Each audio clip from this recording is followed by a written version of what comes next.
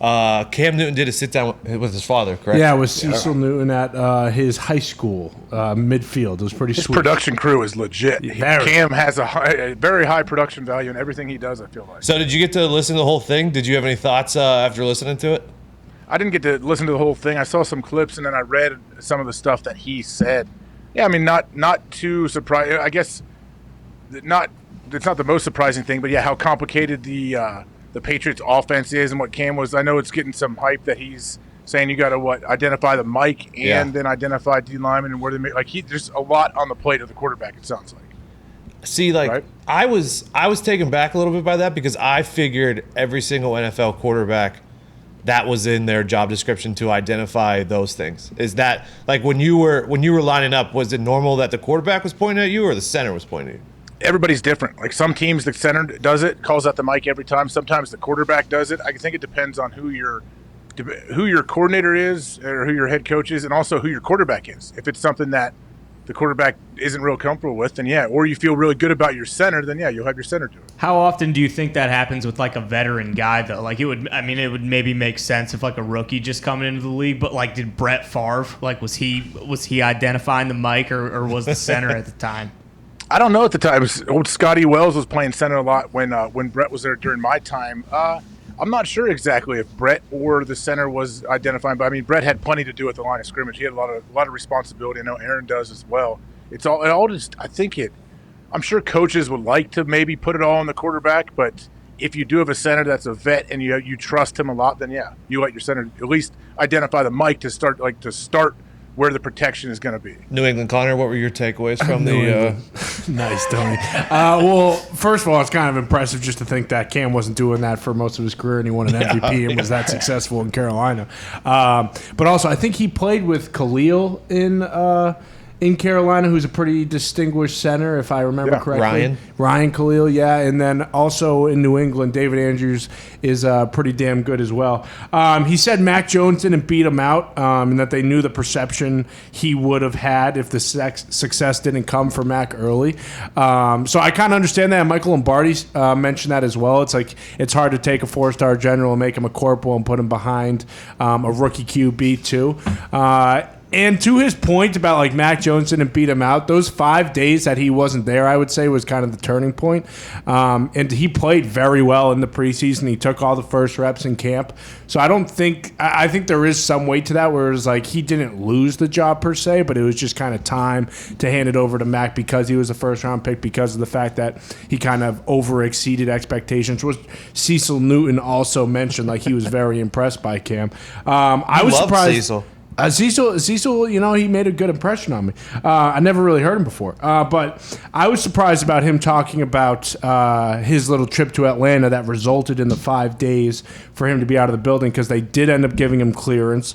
I believe he said he was kind of bamboozled by the whole thing, because he was going to get a checkup on his foot because he had an old Liz Frank injury. Yeah. So he was getting another set of eyes. And he said in this 43-minute little interview that, he would rather have, not that he didn't trust the Patriots training staff and the personnel they have, but he would rather have, 2 sets of eyes on it, 2 opinions on it.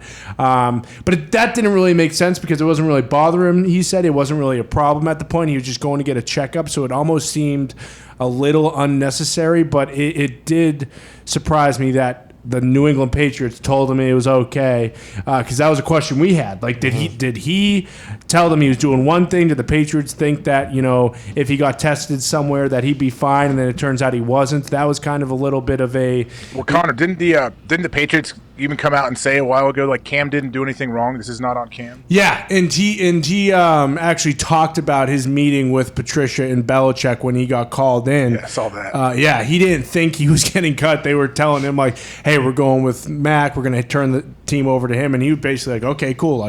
I would definitely be the backup, which he also said in this. He was very comfortable in being the backup. But to his point that, it wouldn't, Mac Jones wouldn't be, comfortable with that, I believe is not his exact words, but kind of the message.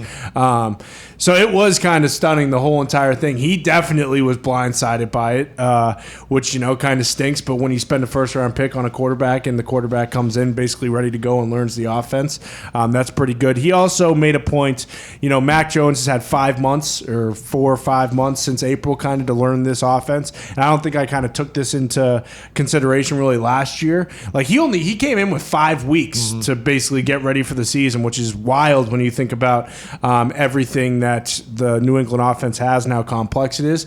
But it seemed like it was pretty amicable. His dad was kind of, not happy with the fact, obviously, that his son wasn't playing for the Patriots anymore, and he kind of felt slighted by it, I would say. But I don't think there was any sort of, fuck New England from Cam Newton at all. It seemed as though, everything was fine there. And also, he said again, I'm still...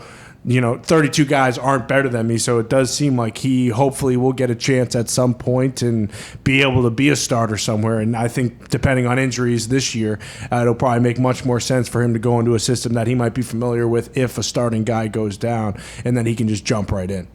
Well, when does that happen, though? When do you think a team jumps out and actually signs Cam? Does it take?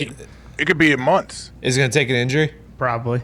That's my assumption. And to your point, AJ, it could be months. It could never happen. What happens if for some reason this year there just aren't as many injuries at the quarterback position, or, teams have good backups? I don't know. Right away, everyone thinks about Washington because the Rivera connection, but it seems like they're pretty comfortable with Heineke too, especially after paying him. Dallas is another place that I heard a lot of people talking about immediately after Cam getting released, but all signs are pointing to Dak and that old line basically having it together. So it's going to be interesting to see. I really don't know if he'll get a shot this year, but even if he doesn't this year, it seems as though he still has that chip on his shoulder, wants to prove that he can still play. So maybe it won't be until next year. Who knows? Well, I can't wait to hear. I don't know if we ever will hear, though, the Patriots side of all of this. Do you think they'll ever come out and at least even talk about his whole COVID situation and giving him the green light to go do that? Will we ever hear their side?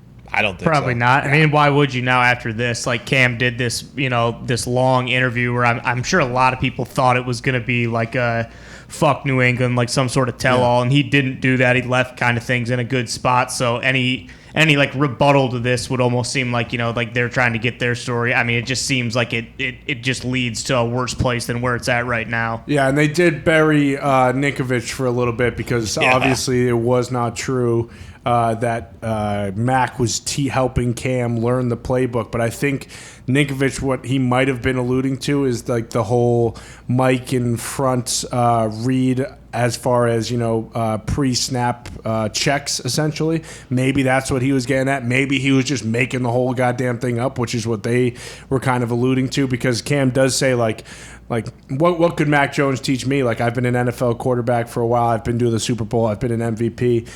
But also learning that he never really had been in an offense where you got to, read the mic, read the front, which Mac was doing at Bama. Maybe that is something that he was kind of not learning from Mac, but kind of understanding it better while watching him, perhaps. Maybe that is some sort of, there's some notes to that, but it doesn't seem like the whole Mac was helping him learn the playbook was valid whatsoever. What does that even mean, though? What if you're saying someone's trying to teach him the playbook? It could easily be Cam's sitting there. He's like, "Oh wait, I thought it was 4 down. Was that 5 down, Mac?" And Mac's like, "Yeah, I was standing back here watching your rep. There was 5 down." It could easily be something like that. Yeah, and just blitz reads and anything like that. I don't. Obviously, I don't understand how to do that shit either. I'm not an NFL quarterback, but I'm sure it's pretty goddamn complicated. Mac's a cerebral player. That's his whole entire thing. And Cam saying that he's never been in an offense where you got to read the mic or the front, he's obviously a read and react, and he's very fucking good at it. So maybe that's kind of what it is, but shit, I don't know. I hope he gets another chance. I really do. But we'll see. Well, actually, Mac's girlfriend is the one who's teaching him the playbook. That's right. Exactly. So, yeah. Ipso facto. AJ, did you ever do that where you they had note cards and then they took off an article of clothing for every blitz package that you got correctly? Oh yeah, that's why I got married young, man, so I could do that. The Packers playbook. Yeah. I figured you and General Bob were just sitting together doing it, hanging dong. Yeah. No, we were not doing that. AJ, you got it wrong. Take it off, AJ. You're telling me Bobby wasn't doing that to you, Hawk? He was not. I regret to tell you that was not happening.